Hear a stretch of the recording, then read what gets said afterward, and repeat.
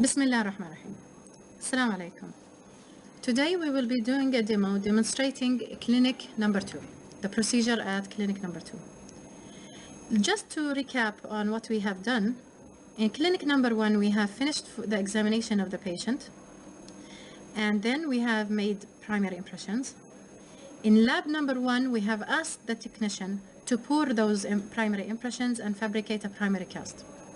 Then we asked the technician to make for us a special tray over that cast. Then the technician, once finishes his work, he will deliver it to your clinic. So what you will have in your clinic are the following options. The technician might have made the special tray without any spacer.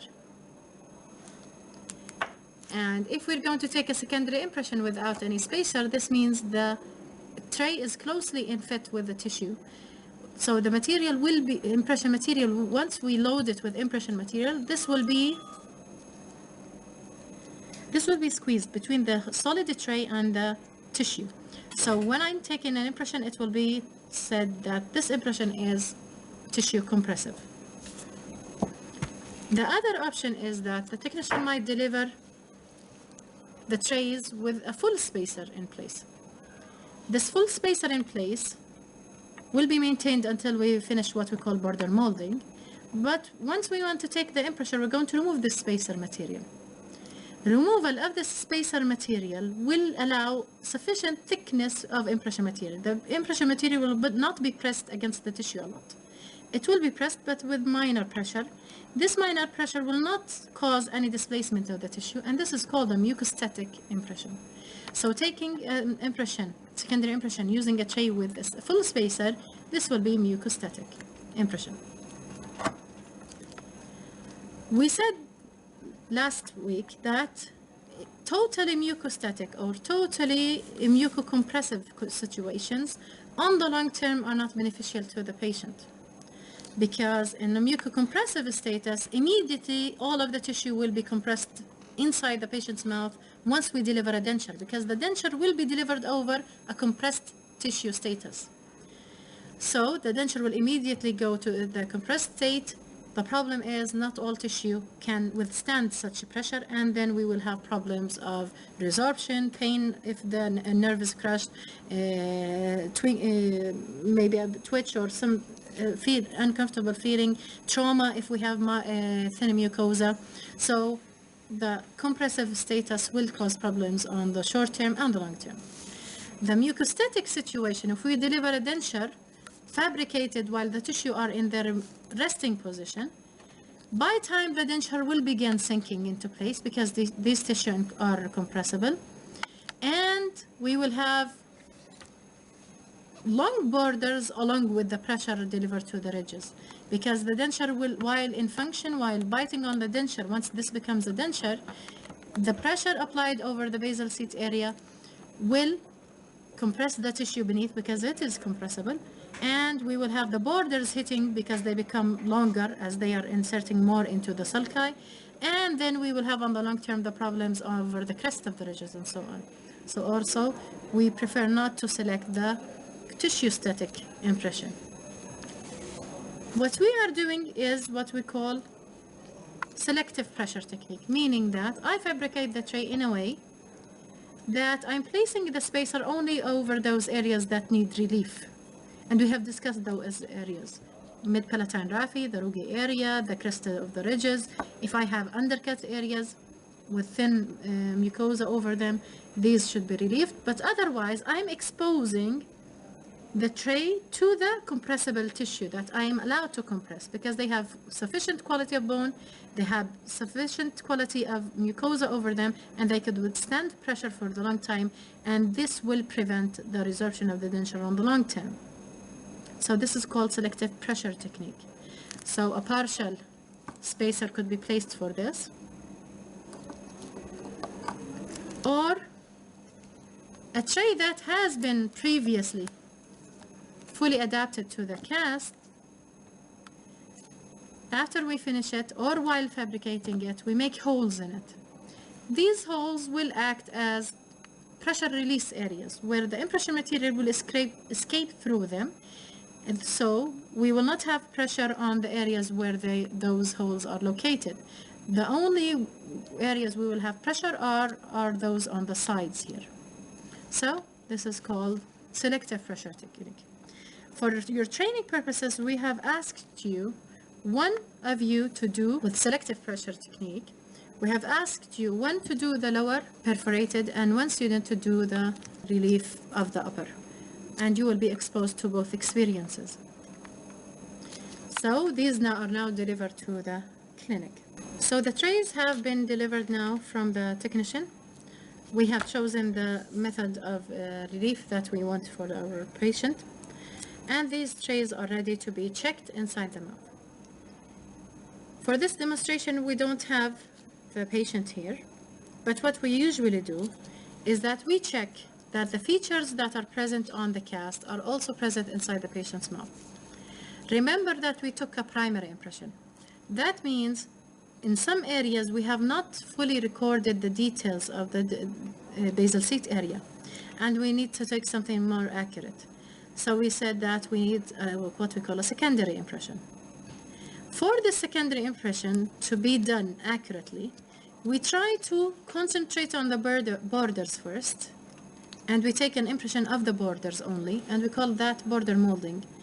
And then we flow our zinc oxide eugenol over all of the border molding, and we do the secondary impression. So we have accurate reproduction of the borders first, and then we flow the impression material over the whole fitting surface or the basal seat area on the tissue and the fitting surface of the tray. So once we squeeze, we get all of the basal seat details of the soft tissue. So it's two-step stage, border molding first, and then over it we take impressions. If you want to revise the first step, which is border molding, we need to check that the space we have on the cast is true inside the patient's mouth. So once we have delivered the trays and we find that all of their features are all there, the body is smooth, the outline of the cast on the cast is 2 millimeters away from the sulcus, they have a sufficient handle, the handle is vertically inclined in the first part, and then it rotates to the outside so the dentist can hold it. So once I finalize the checking of the lab work, I approve this to be done in the patient, and then the patients come in.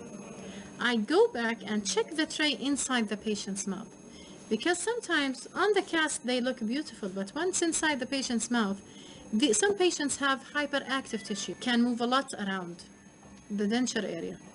So those people that have a lot of function around the denture border area, we might find that once inserting this inside the patient's mouth, that it might be hitting the sulcus rather than being 2 millimeters away from it.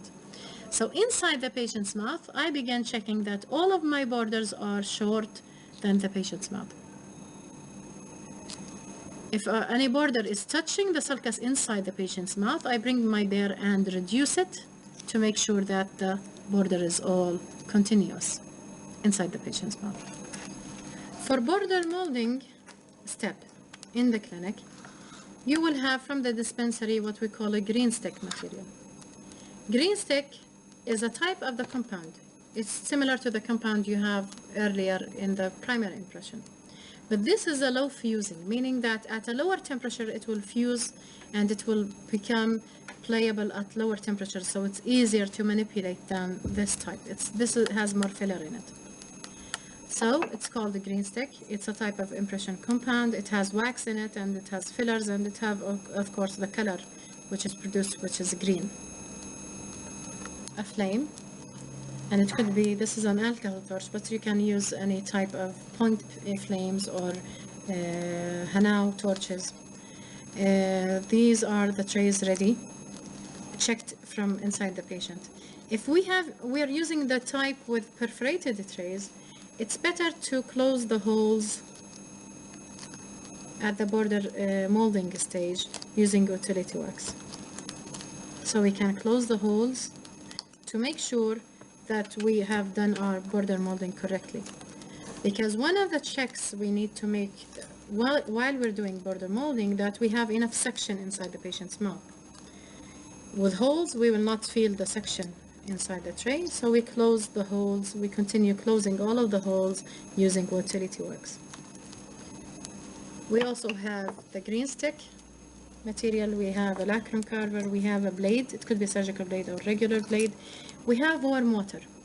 We need the warm water to cool down the green stick because we are heating this using a dry flame. It's not like the compound in the primary impression. We heat this using the flame. So if I place the material on the border and put it inside the patient's mouth, I might have the temperature of the material high and it may burn the patient. So at all times, before placing it at the patient's mouth, I need to cool the compound material in the warm water. It is warm, so it's cooler than the high temperature of the flame, so it would warm up rather than being hot, and it will not burn the patient. So these are our armamentarium for the patient. For your case, because this is a lab procedure, we don't have patients today, we're going to use your casts as the patient. These will demonstrate the patients now. So we're going to suppose that this is a patient, not a cast. So we want to make sure that compound does not stick to it. So we're going to paint the cast borders using a very minimal amount of Vaseline. Just minimal, very thin film, meaning that it's invisible. So if you look closer, you'll not see a layer of Vaseline there. It will only be a thin film of Vaseline painted on the areas where green stick will be touching. So once we finish, we are now ready to do border molding. When you were finishing the tray, we told to be free from sharp edges. We need it to maintain rough because we're going to add a green stick. Make sure that the border does not have any Vaseline remnants from your fingers or anywhere, because we need the green stick to stick to it. So we make sure that it's totally clean and free. If we have tried this in the patient's mouth, we wash away the saliva that might have stuck to it in the clinical case. We're going to add section by section. We're going to begin by the anterior. This makes it easier for student training purposes. The way we heat our green stick is using a flame. And this is a dry flame. We heat the material and we go back and forth. This is what we call tempering. So we're heating slowly. If it drips on the surface, I'm going to stop to make sure that part of it is flowing. Now it's in a flowable status. And you might notice that it's shiny. This shininess comes from components of wax that are present inside the mixture. This wax has a low density, so once heated, it goes out to the surface and becomes tacky. You can see that it is sticky. So I'm going to add first the anterior border. Notice that in some areas I begin adding, but it's not sticky enough. This is when it cools down. This happens when it cools down. And this is not sufficient because even if I spread it, it's still soft and it's spreadable, but it's not sticky to the tray. What I might face is that after adding all of this, it will simply fracture away because it had not adhered. It needs temperature to adhere. So I have added a bulk of material. I wet my fingers using water, and then I mold the border with the green stick. Anything that went to the buccal side, I remove it. Anything that went into the lingual side, I take it out. And I join the material together and make of it a roll. While once more I'm border molding or shaping the border just before taking it in the patient's mouth, I smooth the material. No additional creases are there, and not a lot of material is flowing to the outside, so we have the material ready. But while I had been finger manipulating it, it dried out and it cooled down. So it's not flexible enough to go into the patient's mouth. So we need to reheat it on the dry flame. What will happen is that the heating itself will melt part of the surface, and we get this shine. You can clearly see it. So it becomes smooth and shiny, but I don't go into the patient's mouth immediately. I go to the warm water just to cool it down. The flame had produced the material very hot, so I want to put it in warm water to cool down a bit. But it's still playable, and I press it inside the patient's mouth. If I take it out, after it cools down, notice that it took an impression of the border, but in the same time, it became matte. It's no longer shiny. Why did it become matte? Because it really touched all of the cast and the tissue inside the patient's mouth. And this is how I know that my material has reached the full depth of the sulcus. For the case of the cast, you cannot do anything further to the border. But in the case of the patient's mouth, when the tray is inside and I have tissue around, I begin manipulating the tissue and putting it into function. This manipulation of the tissue will shape the border, not in the resting position, but in the working position. So it's not only placing the border material inside the mouth, but also taking out the tissue and manipulating it and holding it, and as if I'm mimicking the oral functions that the patient does with his cheeks and lips. So this is called border molding. So I'm shaping the border of the tray using green stick material, taking an accurate record of the sulcus depth and width at function, not at rest. So that's why we need to do the border molding step. So I'm now ready to do the second section.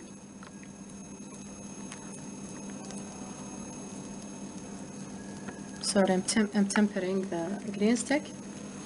I could cool it down, gather the material all together, because it will flow and drip. I want to just gather it and heat it as gathered material. I put it into flame once more and see how it's now flowing. And this flow comes once the heat reaches the core of the material. And I begin adding. If it doesn't stick instantly, I take it out and heat it. I want it to stick on its own. If it stops sticking, I heat it once more. Okay, it's sticking and it's flowing. And I stop here. Once more, I cool my fingers and then shape it, gather it all together. Anything that went into the fitting surface, I take it out. Anything that went outside, I put it back. So I have a new border now. This new border is not corresponding with the patient's mouth. I have to have it as a copy from the patient's mouth. So I heat it. This is the final heat. Heating is shiny. I place it in warm water and then go into the patient's mouth and put it into place and squeeze. Then, if the patient's case, I hold the cheek and begin pushing it to the inside and pulling it downwards so I could record the functional depth of the sulcus. For the cast purpose, it's enough just to press by your finger, making sure that the green stick went into the sulcus inside. Why do I border mold correctly? Because I had some space between the tray and the sulcus, so there is space for green stick. So it will border mold beautifully. Once more, if you look closely, you can find that the sulcus roll recorded in the impression, it's a continuous roll from the beginning till the end, where I've ended. It's no longer shiny, it's matte, and that means it had touched the depth of the sulcus. So this is fully recorded now. So as we were looking in your primary impression, we were looking at the border and concentrating on the border, as you remember. I was asking all students to identify the borders of the sulcus. So here as well, we're looking for this continuous roll of material without a lot of excess on the buccal side and without any excess in the fitting surface area. So we have finished border this side, border molding this side. We're ready to do the other side. So once more tempering. I'm not heating till it's dripping, no. I am going in and out until the heat fuses into the core of the material. And once it's flowable, I make sure it's sticky, and if it's sticky, I begin adding it till the end. I cool it a bit with warm water and begin manipulating it with my fingers, making sure anything that went to the fitting surface, I'm pushing it out. So the fitting surface is clear, minimal amount of green stick is there, and on the buccal side there is no excess. And it's ready to be put in the patient's mouth. Before I do that, I give it a shine, giving it heat as well to be soft.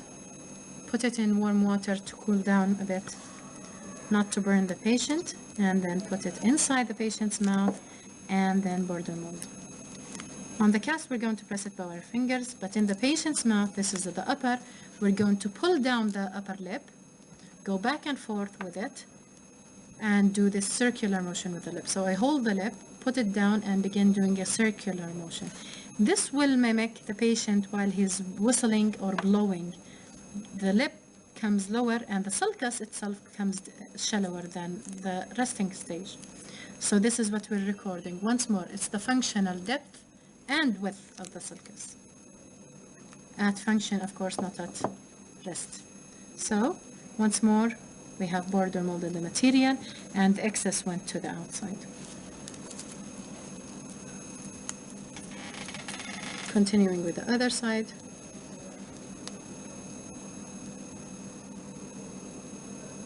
If it stops sticking, I stop adding. I need it to stick totally. So it is sticking. I add until I have added a bulk of material. And even if it's irregular, let's suppose you have done it like this, as most students do, very irregular, put it in warm water. It's no longer sticky to my gloves. This is why I'm cooling it with the warm water. I'm gathering the material. Anything on the fitting surface, once more, I'm pushing it to the out. Anything on the buccal surface, I'm squeezing it on the border. Anything that is not attached or not sticky, I just remove it. I don't leave it because I don't want my material to be fractured later on. And a bit irregular, ready to be placed in the patient's mouth. I do the final shine, make sure it melts down a bit and becomes shiny. I cool it down in warm water. Somebody could be asking, why am I cooling it in warm water, not in cold water? If I cool it in cold water or regular room temperature water, it becomes hard. I lose the pliability of the material. I lose its flexibility. In the patient's case, this is the cheek area. I'll be taking the cheek downwards, pulling, for this is the upper, I'll be taking the cheek and pulling it down. And once I reach this to buccal angle, it has a different border molding procedure where I ask the patient to open maximally and go with his mandible to the left and right. This will record the area with the coronoid process close by, which is very close in this situation. Take it out, check. I see the continuous border all around here. It is there. I have a bubble or discontinuity here at this site. So what is good about compound material, primary or border molding material, that it's reversible and I could correct it easily. So I'm simply filling it in this area where it was deficient.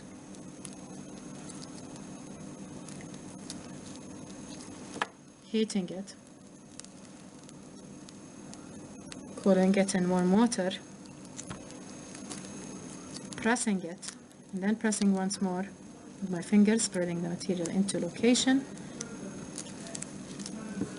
Leave it to dry a bit, go out. See now that no longer I have the void here.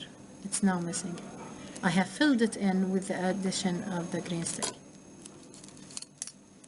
Now I have the roll all around the anterior and the posterior margins. I have done the functional movements of the lip and the cheeks. And by the way, when we border mold the area around a freni, we pull the cheek also in front and the back because these freni are muscular freni. They are composed of muscles. So these muscles, once pulled back and forth, these are the regular way of moving while in function. So remember, when you smile, your mouth opening becomes wider because these freni push the mouth to the side. So they have some lateral movement. So when I'm mimicking the movement over the border here, I would pull the cheek not only downwards but also sideways. So I have recorded the sulcus. Now we're going to do the posterior part. Notice that in many times while we are curing the light cure acrylic material, sometimes it shrinks away from its adaptation. Remember that we have placed a piece of opaque material to reduce this, but even though sometimes or many times we have this gap produced by the shrinkage of the material while polymerizing. So the cast sometimes is away from the tissue vertically. In the hamular areas, sometimes the tray is short, so we can extend with the green stick and cover the hamular areas. In the distobuccal angle area, we need to fill in with regular border molding. And here we ask the patient to open his mouth widely to border mold and record this sulcusat function. For the hamular area, we also ask the patient to open widely. So the muscles that are present here, which is the pterygomandibular raphe, will be stretched and will border mold this. And in here, we'll ask the patient either to swallow or to say ah, blowing the nose while it's closed. All of this will cause the soft palate here to move in a way that it records the functional movements of this soft palate. The way am I adding green stick to the posterior area would be the same up to the hamular area, but then we're going to add also on the fitting surface. We'll be telling you why in a moment. So I'm going to do my regular additions on the distobuccal angle of the upper. Stop sticking, I stop adding. How do I know it stops sticking? I keep pulling it away from the tray, so it's still sticking. But notice here, I'm putting it and taking it away and it's going out. It's not sticking, see?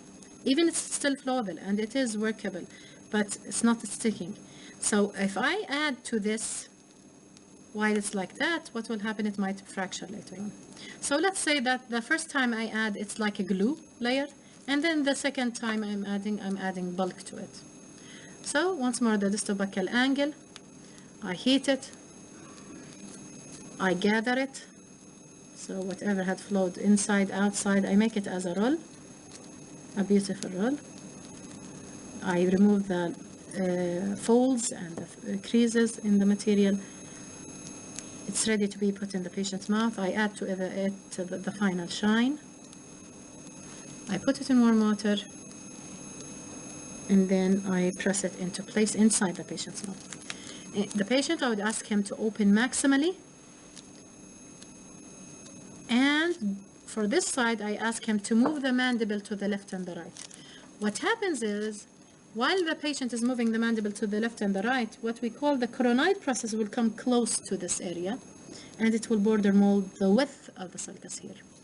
So, patients, I would ask him, please, can you please open your mouth maximally? Go to the left and the right with your mandible, and this will border mold this area. So I'm still running on the same principle. On the distobuccal angle, I'm still going with the same principle. Now, if anything flows on the tuberosity, this is okay. Tuberosities can withstand pressure, and they are preferably compressed. So I will not bother if the material goes into the fitting surface in the tuberosity area, but I would bother if it comes in the anterior area. I'm going to add the other distobuccal angle. So once more, as long as it's sticking, I'm adding. If it doesn't stick, I don't add. And my second, so the first layer was the glue, and the second layer, I'm adding a bit more material to perform the bulk of it.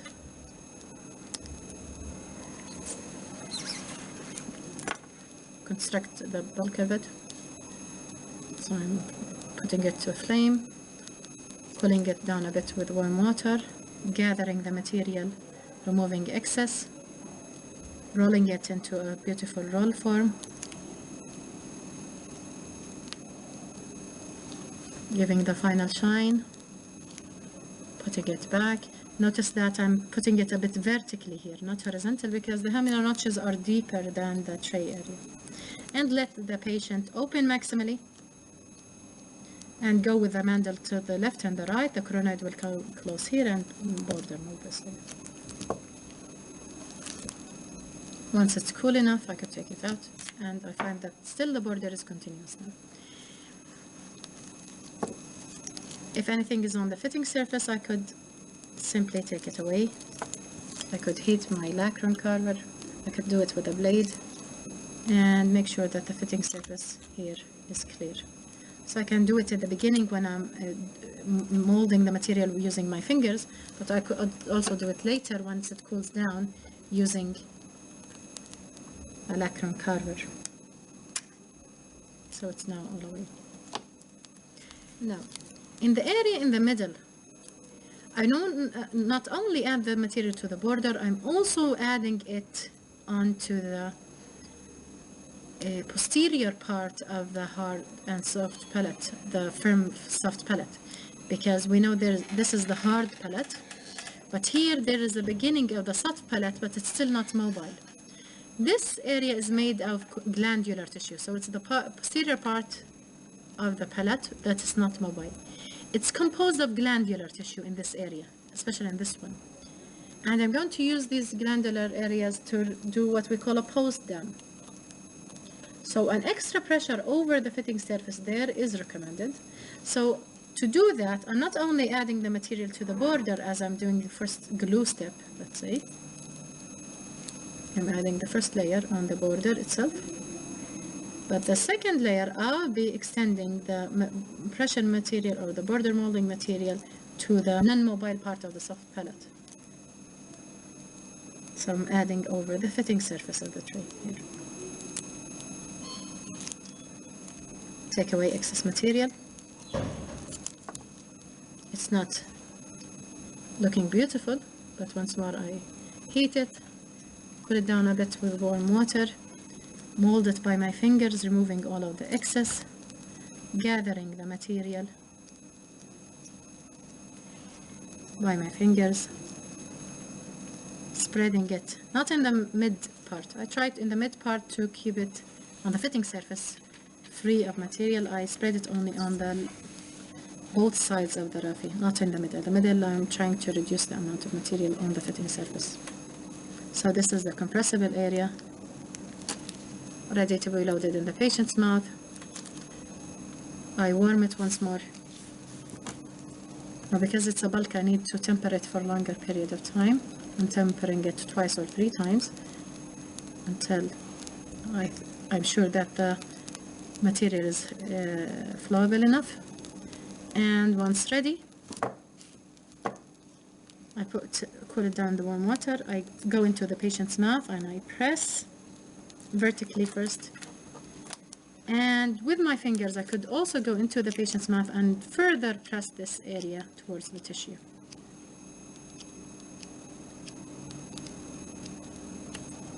Okay, so now I have recorded the posterior part, and I've also asked the patient to say ah while I'm doing this step, and you can see that it took a copy of what we have on the cast. So I'm looking back at it. So anything in the middle, in the rafi area, I'm removing it. I'm leaving the part of the green stick on the fitting surface only on the lateral sides. Anything here, tuberosity areas, try to reduce it. And what I'm leaving is like a arch shape of material. I'm going to repress it inside the patient's mouth to finalize this area. So I'm removing excess that I think it's excess.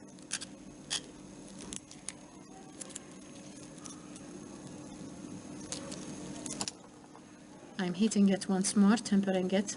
Why am I going to repeat it? Because I want it as fine as possible. And this time I'm going to heat the whole posterior margin. This will take the final impression of the posterior area. So from distobuccal to distobuccal, cool it down with warm water. This is where we need to apply pressure, firm pressure. Ask the patient to open widely, say ah, try to swallow a bit, and go with the mandible from back, left to right. So, once it cools down, you could see where the material is added. Okay? On the sides of the raphe area, on the posterior part of the hard palate, and over the soft palate, the glandular tissue of the attached soft palate.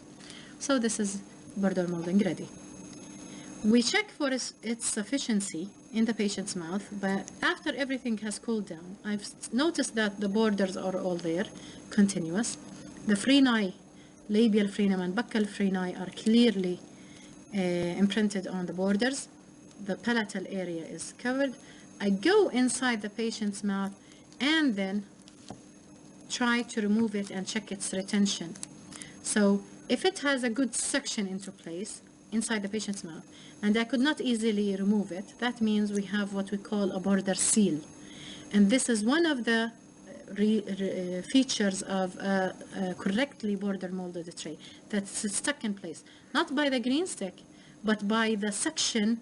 Once we squeeze on it, the tray will extrude under pressure. All of the air bubbles in between the two surfaces will be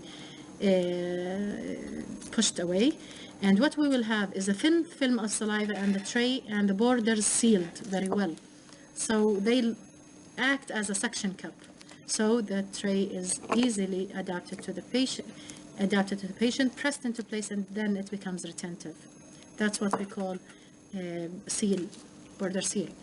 Now if I have a perforated tray, because air can go through the holes, this is why we need to add utility wax before we add the green stick in the very beginning, where we said that if we have holes ready for us in the tray, just cover them with the utility wax before you do the border molding step to make sure that air does not go from inside. So once I want to perform the function of, or the test of suction, it will become positive here. But with holes, the air will come through the holes. So just to make sure that we now understand what is the seal, denture seal, all around the green stick, has taken a correct impression of tissue at function, and is totally sealed. Some of you will be doing the lower. The lower is basically the same procedure. Before I begin, paint it on the cast very thinly. In the patient's mouth, the material will not stick to the patient's mucosa because saliva is there. But in our case, it's a cast, a dry cast, that will mimic a patient, so we're adding Vaseline. We will check the tray inside the patient's mouth, make sure we have space all around for the green border molding material. We're going to do the same steps that we have done in the first time. Tempering,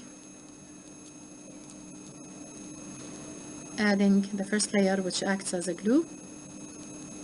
Once it stops sticking, I stop adding. I would consider this a glue area. Stop sticking, stop adding. And this time I'm going to do larger sections. That's because you have understood the idea. But what will differ here are what we will be doing to the patient while we're doing the border molding. So all of the technical part is the same. I'm just adding now the second layer to add a bulk to the green stick all around. Cool it a bit with water. Use my fingers to manipulate it. Same as when you were adding utility wax. Do you remember when you were adding utility wax? We brought the utility wax and began pressing it into location. So as if I'm doing it with utility wax. Anything on the fitting surface I remove.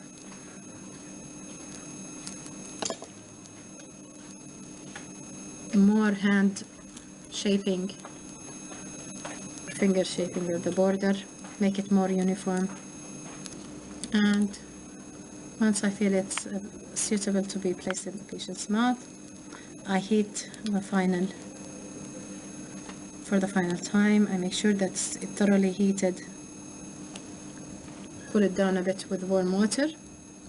Go into the patient's mouth and press into place. What I'm going to ask the patient to do is try to blow his lips, or if I would pull the lower lip up and to the sides.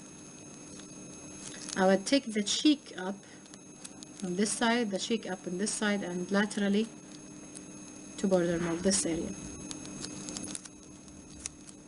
Now I want to show you what might happen sometimes while you're border molding.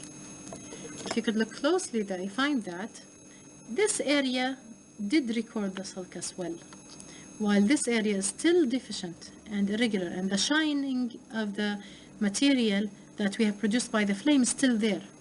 This means that the green stick did not touch the sulcus area. I'm going to add more material, and this is what once more is beautiful about compound, that it's reversible.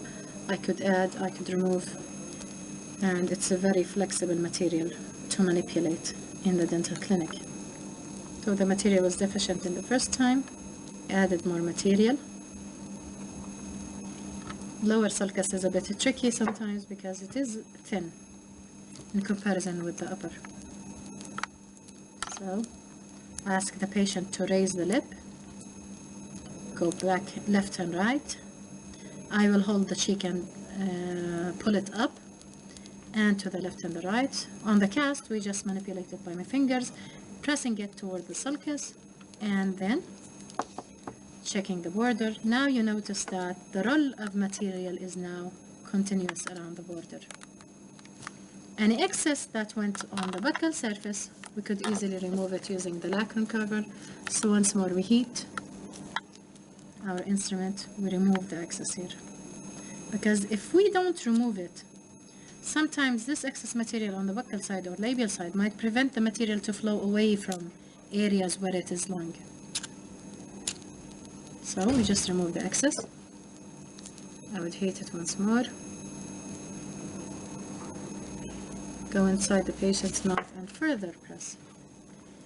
And this is why it's called border molding, because the border will be shaping the green stick in its location. Okay, so now I have a continuous border here. But look at the border at this side. It also needs addition. It's irregular and it's not continuous.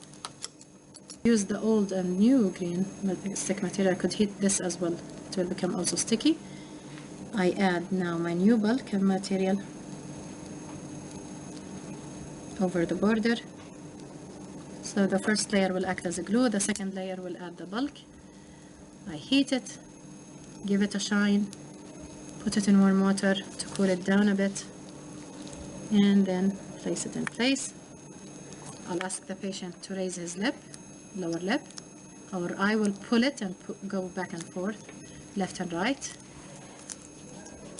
In the cheek, I'll be pulling the cheek out and going to the left and the right. And once it cools down, now I have the roll continuous in the anterior area. The distobuccal angle, I add it in the same manner, but the instruction given to the patient is different. I'll be asking the patient to open widely and go from left to right. But this is for a different reason. We were going left to right in the upper because we had the case where we had the coronoid coming close to the border area. For the lower, it's different. It's that same movement, but a different reason. In this area, which is the external oblique area, we have where the masseter is attached, masseter muscle. The masseter, once we press or go with our mouths to the left and right, the mandible to the left and right, this muscle is stretched. Or when we open maximally, this stretching of the material will cause the border to be molded perfectly. So, once more, the instruction to the patient, go from left to right and open maximally. But the reason is different. It's because we are on the mesenteric plane area. Okay. For the lower, we need to record the full retromolar pad region. So, if there is wax, we could remove it. And we want to compress the retromolar pad. And we're going to record it all together. But when we make the denture will not be engaging all the retromolar pad. We make our impressions a bit longer than the area we're going to use in the patient's mouth for the denture. Why? Because we want to make sure that all landmarks are included.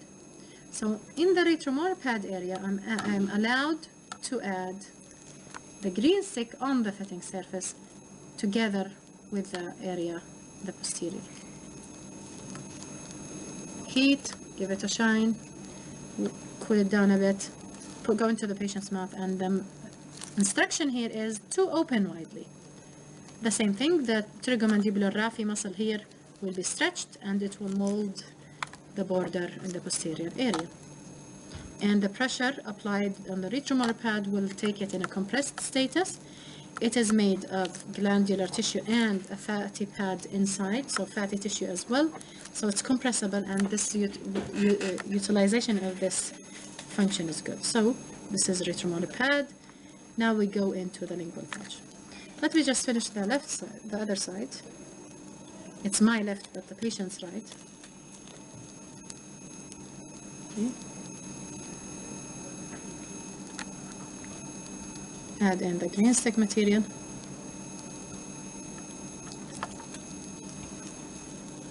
To the border. Heat. Cool it down a bit with warm water. Manipulate it with my finger, shaping it. Giving it the final brush of heat. Cool it down in warm water and go to the patient's mouth. Press it into location. Asking the patient to open widely. Open widely, please. Go to the left and right with your mandible and taking out excess, in my case here. Now we're reaching where we're talking about the lingual pouch area. The lingual pouch area is a special area in the lower. It is the area on the distal end of the ridge, and if the tongue was here, it will be on the distal or the base of the tongue area. It's close to the base of the tongue.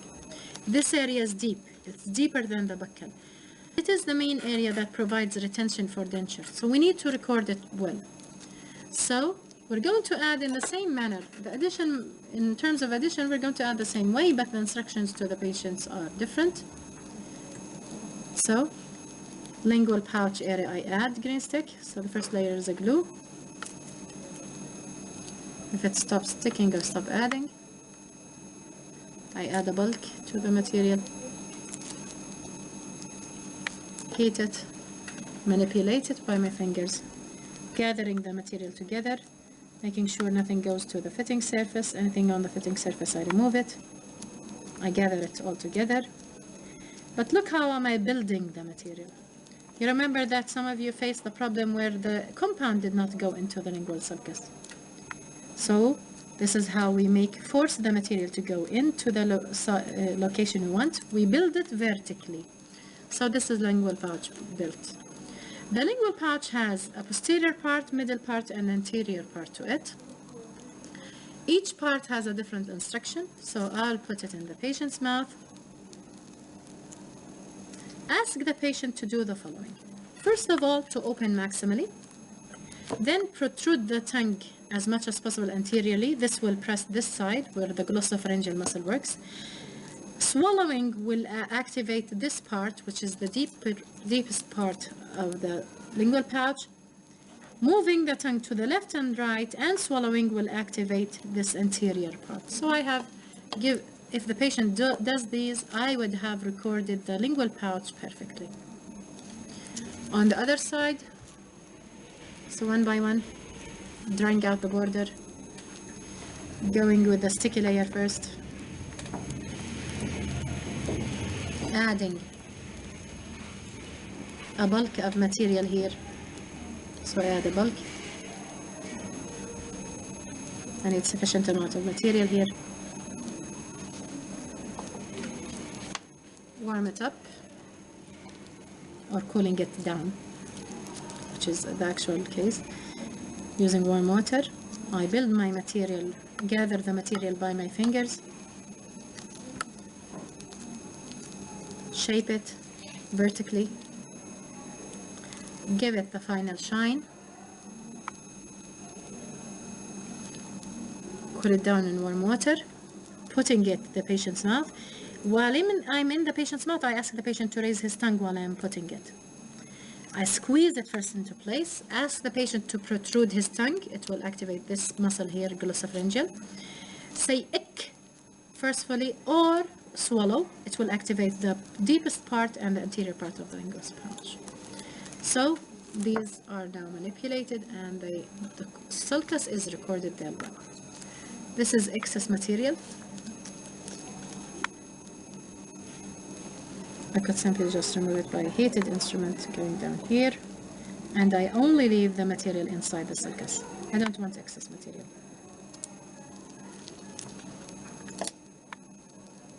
I could repeat, go in, warm it, and press it into place, and this is the lingual pouch recorded on both sides of excess material. So removing the bulk of excess material on the sides would allow the material to flow, the excess material to flow away from the sulcus while under function. So this is the role of the impression all around. Lingual side, which is from 6 to 6, this is where the mylohyoid muscle acts, which is the muscle of the base of the mouth, or floor of the mouth, constructing the floor of the mouth. It has glandular tissue, it has the salivary glands in it, so multiple structures. This could easily be molded by asking the patient to move his tongue to the left and right, and then ask the patient to move his tongue posteriorly. So this will border mold this area. So added the border molding material, gathered it together, tried to remove the excess, heat it, make it shine, put it back in warm water, and then press inside the patient's mouth. And I asked the patient to please protrude your tongue, go back with the tongue, so touch with your tongue the palate, the hard palate, backwards, and move the tongue to the left and right. Left and right will stretch the muscle of the left and right areas. Moving the tongue backwards will reduce the length of the material. Moving the tongue forward would reduce the thickness of the sulcus. So these are the border movements from the lingual border from 6 to 6. So once more, protrude the tongue, it would reduce the thickness of the material. Go with the tongue to the left and right, it will reduce the sulcus depth here. Pushing the tongue against the palate in the posterior part, this will mold the length of the anterior area. So the lingual frenum will be stretched. And if I invert this and take it out, I could find that the border now is continuous from left to right, recording the functional depth of the cast. Any excess of the material, I just take it away using the blade, making sure that my material is uniform all around.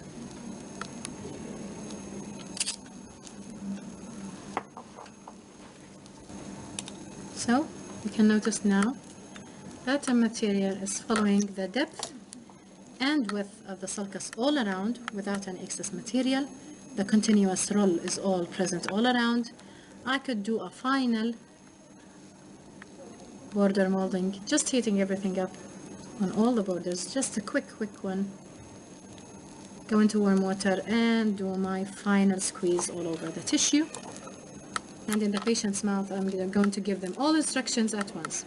Please blow your lips, go with your lips to the left and right, open maximally, go with your mandible to the left and right, open maximally, say ick, swallow, put your tongue to the left and the right inside your mouth, protrude the tongue and go backwards with your tongue as much as you can, touching the palate, and that's the lower border molding finished from the patient's mouth. And now we are ready to take secondary impressions.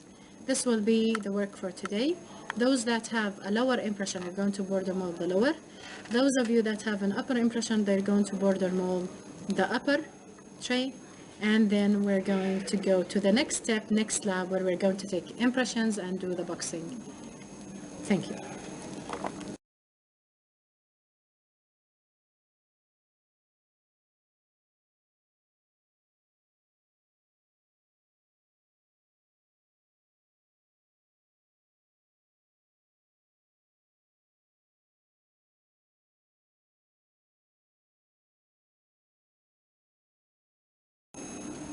So once the material is extruded, we try to gather the material together.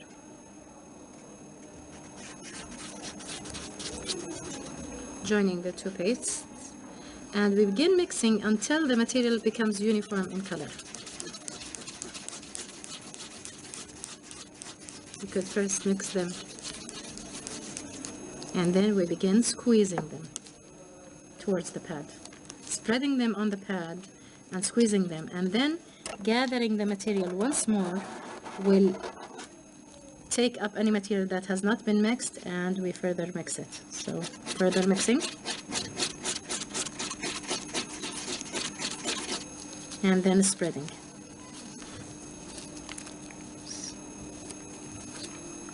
Until all of the material becomes uniform in color, and this is ready now to dispense inside the tray. For the upper tray, we're going to wipe the material over the surface. So we're going to spread it into the posterior parts, middle parts. We have to make sure that the material flows around the sulcus. So we want to make sure that the material flows on all sides.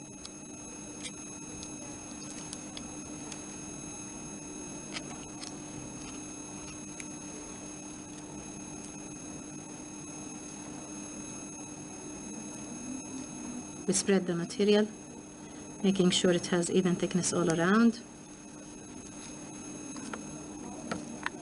We cover all of the sulci with the impression material. And now we're ready to take the impression. Cyclic side eugenon has a good working time, and it's reasonable to be working with it for you as students. And then we're going to apply it over the cast that has Vaseline.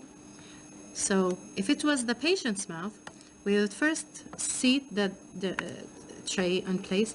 We squeeze first from the back to front. What will happen is, once we squeeze from the back to front, we will have less excess material posteriorly, and we will have the excess come from anterior. Remember the rule that we maintain pressure all through the setting of the material. We maintain pressure over the tissue, and at this stage we let the patient do all of the border movements all together. We first tell them, do like a whistling, so he will be sending his lip and stretching the lip. Go smile from side to side and switch the mouth from side to side. We will be holding the cheek and pulling it down and rubbing it sidewise. We will be telling them, go with the mandible to the left and the right, say ah, try to swallow, and open maximally, and do all of the border movements on the other side as well. So while waiting for the material to set, we need to do border molding movements inside the patient's mouth. And to make sure that the material is set, we need to do our fingernail test that we talked about. That with the gloved hands, I'm going to press on the material. If my fingernails leave a mark, that means the material is not set yet. So we need to have it set.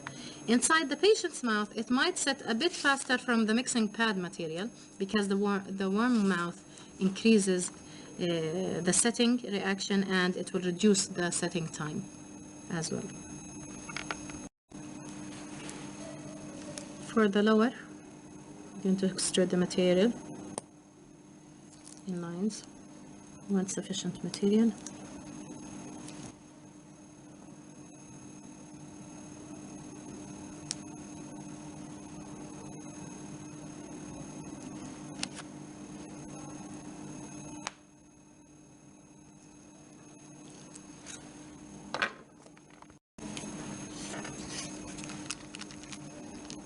Gather the material together.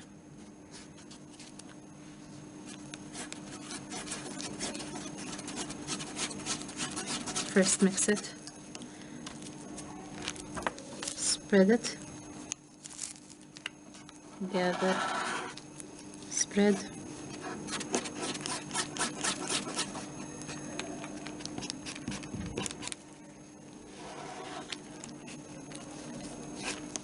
see the lines of unmixed material. We know that we have finished mixing when all lines disappear on the spreading of the material.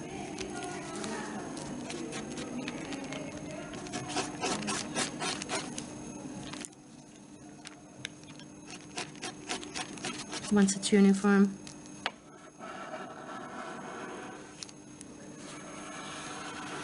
we collect the impression material, load it in the lower tray,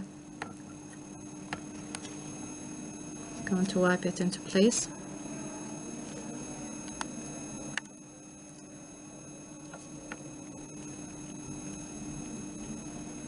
We make sure that we spread the material over the borders. We should have all the sulci covered. We also make sure we're going in and out. Want to make sure that the floor of the tray is filled correctly.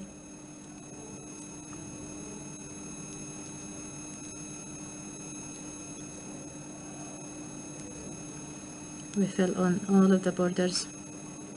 Make sure that the sulci will have sufficient material by covering all of the flange that will go into the sulcus,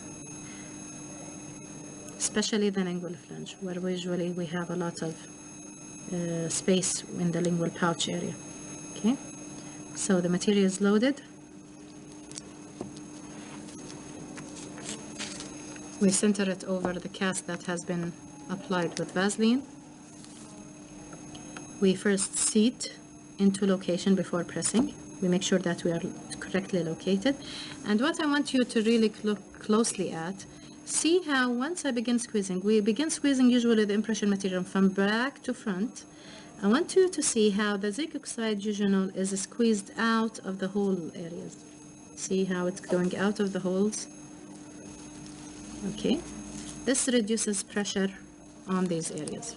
And then once we finish, we just keep maintaining the pressure, and once in place, we begin asking the patient to do his border movements.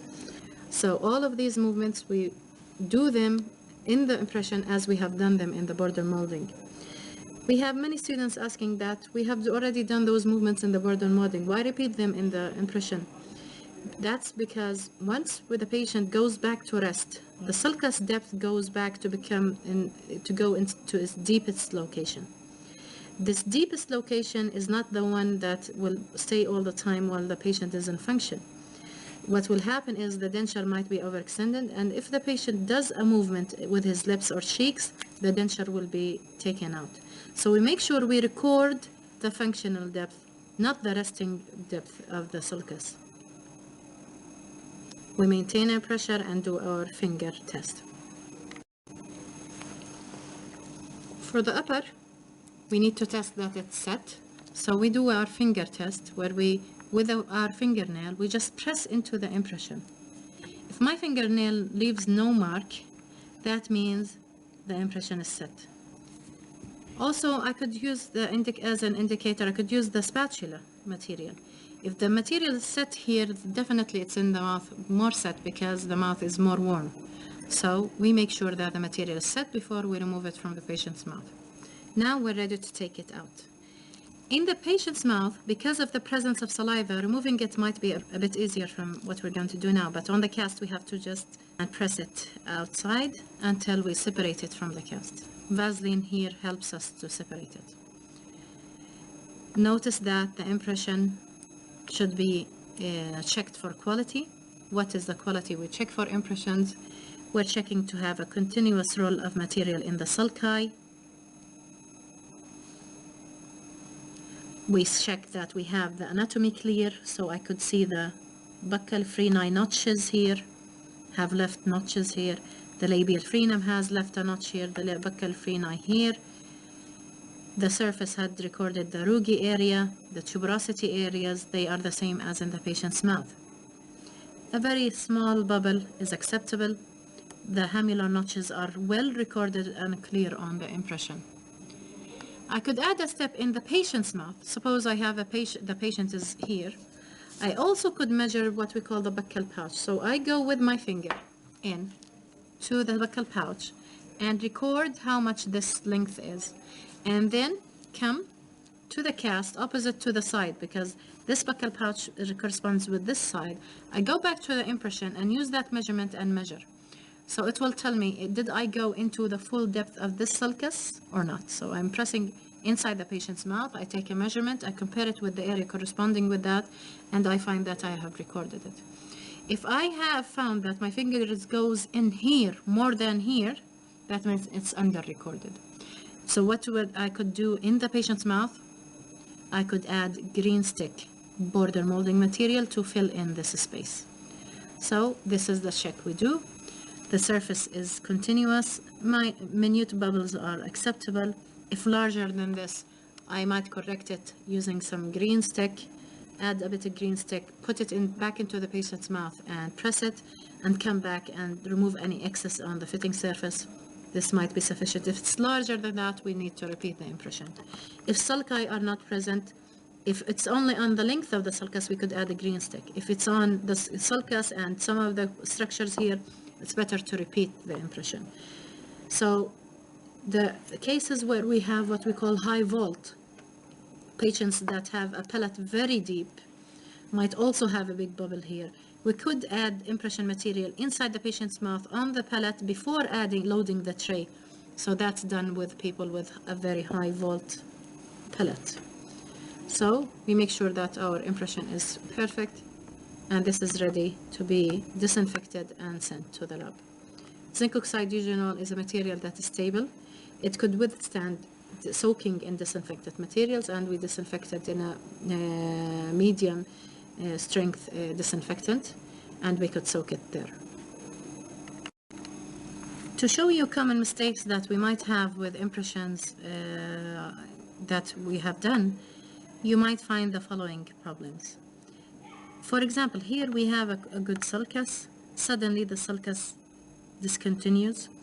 The material here has not been squeezed enough into place, or the material was deficient. If we go to this side, also this side, we have deficiency of impression material. How did I know? The roll of the sulcus, the beautiful round cross section of the sulcus, discontinues here. It becomes very irregular, and creased lines appear in the material. So this is a deficient area in recording. This is what we call pressure spot, where green stick shows through the impression material. And this pressure spot is one of the mistakes, where green stick was extending into the fitting surface. Once more, the sulcus here is not continuous. The roll is missing, so the lingual side needs more material to be put in. And we have another pressure spot here. So this impression might have, while inserting it, did not fully seat into location. Now for the lower, after we have finished all the border movements and the impression material is now set, I'm doing the test by my fingernail. I can take it out of the patient's mouth, and we can find that we have the material all around continuously. We have the sulcus continuously recorded all around, extending to the full depth inside the lingual pouch. If I had the patient here, I would take a measurement with my finger into the lingual pouch and see, have I recorded this or not. If I have an area where we call a pressure spot, like this, the only area here recorded, I could mark it with indelible pencil. This pencil will copy itself into the cast once it's poured, and I just make sure that the denture here should not press on this, and I record this area.